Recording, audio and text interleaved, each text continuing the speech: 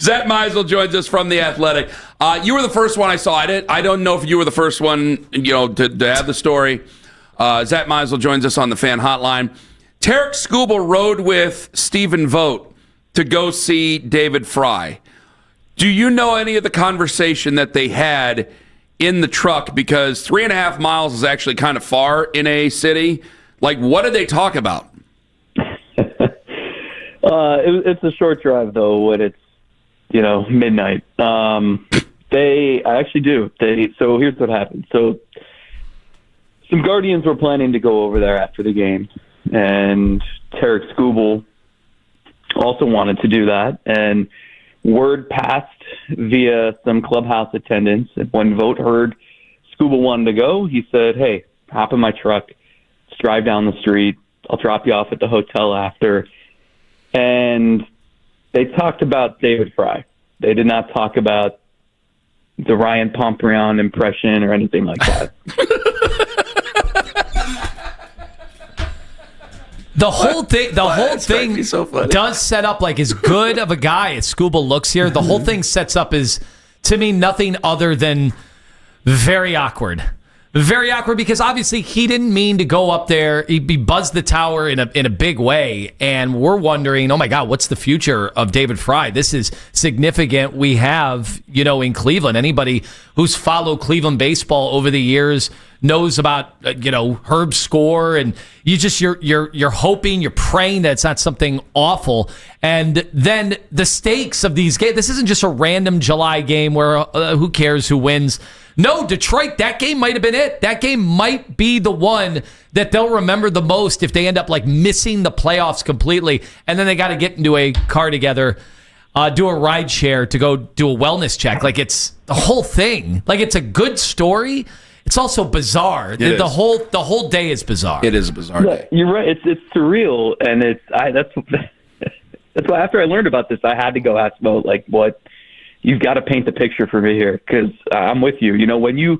If this thing ends the way it's been trending, and I don't know what'll happen in the postseason. If the Guardians win the division, the Tigers can still get in as a wild card. These teams could be playing here in Cleveland next week, but people are going to look back at that sixth inning and everything that happened. That's the moment that stands out. So you're right. It's surreal. Just these guys are in a car together, but they were talking about that, right? There's the Tigers. They need any escape they can get right now from just what's happening.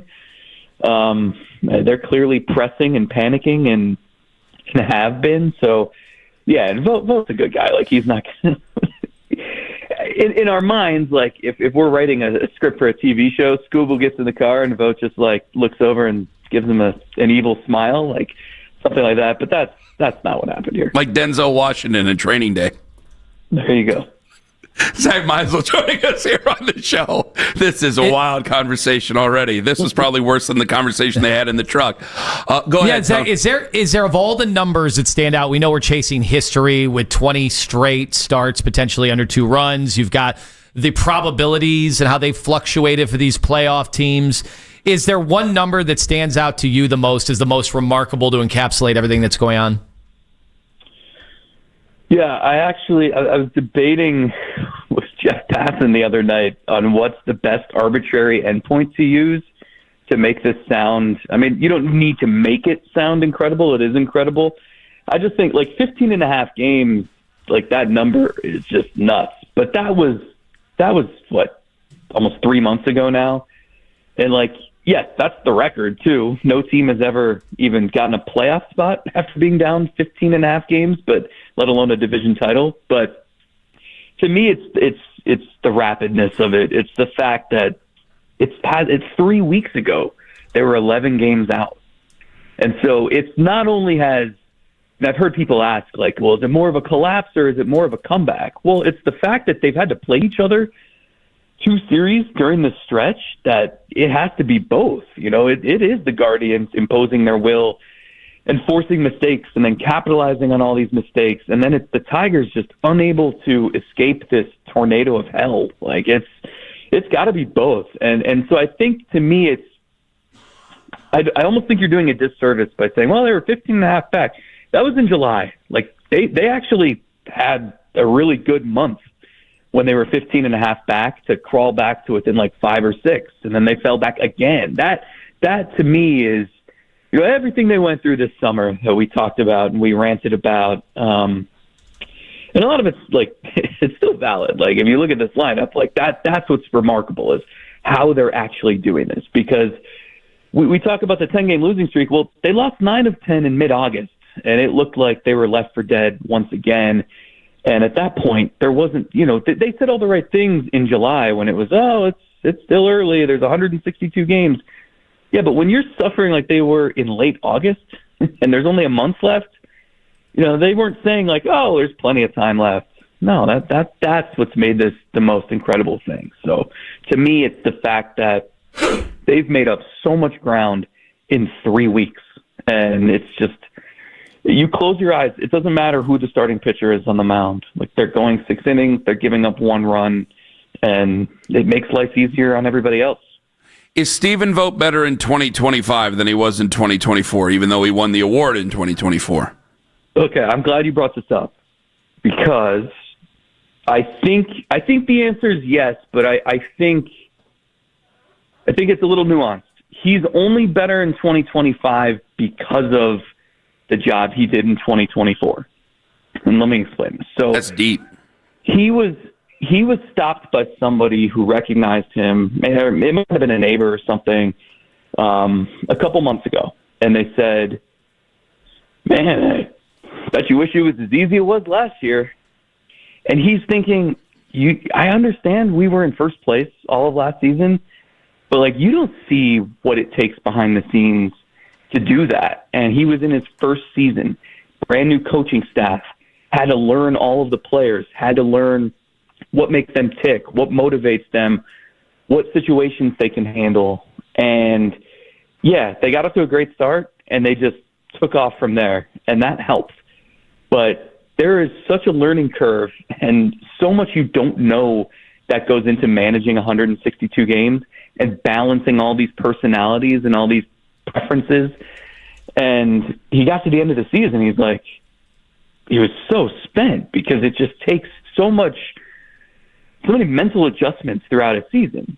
And so, yeah, it was a great first year, but there was so much to learn, and it was so much more difficult than anyone would realize. And the point is, he had to do such a good job last year in getting to know his players and all the people and setting the culture, that's what allowed him to do a good enough job this year to steer them through all the adversity.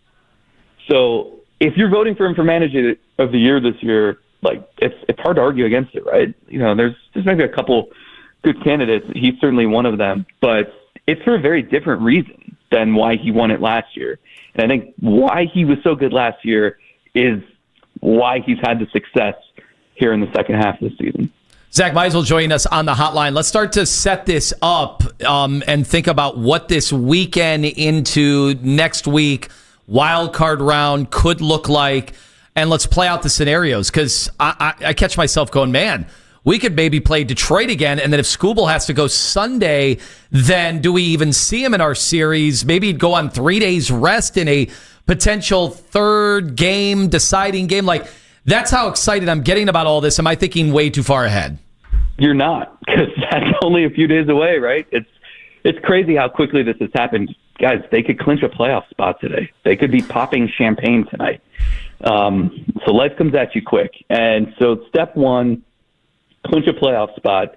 To do that, I think the Astros play this afternoon. You need them to lose. They look like zombies right now. And then if you beat the Tigers today, you clinch a playoff spot. And then your magic number for the division would be 1. So you just need 1 win against Texas this weekend. Texas is going to send a corpse of a roster to Cleveland. All their best players are out for the year.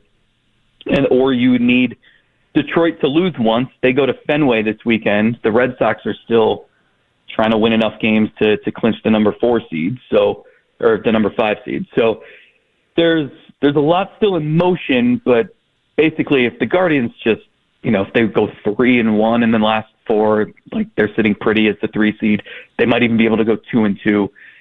So the other thing that you're rooting for, you want the Guardians to win the division, and then you want Tarek Skubal to pitch Sunday. That's the key. So to do that, you might need the Astros to actually pick it up a little bit, and they play the Angels this weekend, who are just atrocious.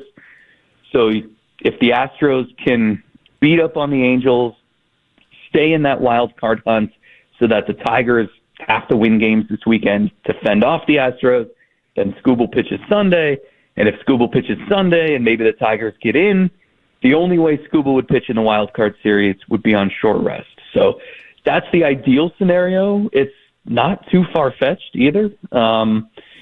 The main point is just wrap up the division as soon as you can, and they can do that as soon as tomorrow. Is Jose the greatest Guardian ever? I really struggle with this because I don't know anything about Nap Lajoie. Like, I see his stats. I've read his bio. They named the team after him. I mean, that's I'll name the Cleveland Jose's. I don't care. I don't think they considered that a few years ago. But well, they yeah, couldn't. He wasn't signed to his contract yet, was he? It's a good point. Yeah. It could have been the Toronto Jose's. Yeah. He's going to have a statue. I hope we do the thing where we honor the guy while he's here. Like, I don't know how he wants to spend his entire career here and retire as a Guardian, right? I'd sure hope that the Guardians want that too. I don't need to see this guy at the age of 38 playing one season as a DH with the Marlins. Like, can we make sure he retires in Cleveland? Maybe he gets the statue his last season. And then I think we're going to look up, like, it'd be really cool if he had a World Series ring too, if he was also the guy that helped them end the drought. I think that would cement his status, to answer your question. But yeah, it wouldn't surprise me at all if we look up, even in just a few years. It doesn't even have to be the end of his career. And, like, it's not even debatable. You know, it's like, if you look at it right now, I mean, it's crazy. I'm looking at a WAR leaderboard, and he's 5th in WAR in franchise history. All the guys around him, their photos are in black and white. Like, it's, you know, aside from, like, Bob Feller, it's guys who played in, like, 1910 and stuff. So he's doing stuff that we've never seen or we haven't seen in a really long time. And it's just the longevity and the consistency, like, they're unmatched. He's playing against guys like Pants and Buttons. Like, that's their names, like, back in the day. Yeah, like Home Run Baker. That's one of the third basemen. Boy, we can't do a show without Baker being brought up. Every time. I swear to God. It's every time. I swear to God. Zach, one final thing, because we've had some callers and a lot of people on social media. I've called them losers, idiots. Name calling. I've told That's them a what lot we of things. resorted to. That I will admit, I've gotten down in the dirt. So how would you respond to anybody who says, who cares about any of this? They've got no shot once they play the real teams in the postseason. Ooh. Yeah, I mean, first I would say, explain to me what the real teams are in the American League. Like, there has been no juggernaut this year. The Yankees were really, really good last season.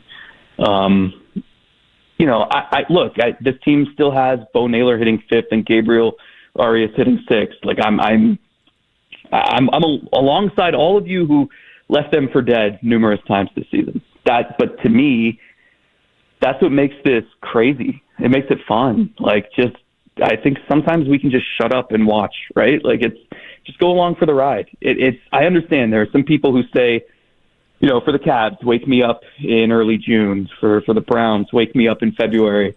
And if you're there, I'll care. And, like, if that's your prerogative and that's how you want to follow sports, that's fine. But sometimes we get these moments or these snapshots in time that are just, if you just shut your mouth and, like, enjoy the ride, it's pretty cool. Like, this has been a crazy spectacle, and the reason it's been so enjoyable to follow is because it looked so bleak for so long. Like, in 2017, they won 22 games in a row. That ride was incredible. That team was loaded. Like, the fact that team made history wasn't the most shocking thing in the world. The fact that this team is making history is. And so sometimes, like, I don't know where this goes, but I'm enjoying finding out. Zach, you're glorious. Thank you so much for the time. He almost went Ferris Bueller there at the end. Life moves fast. Okay. It does. Just stop. I got to go call my grandma and ask about her wardrobe. The babushka. Let me know.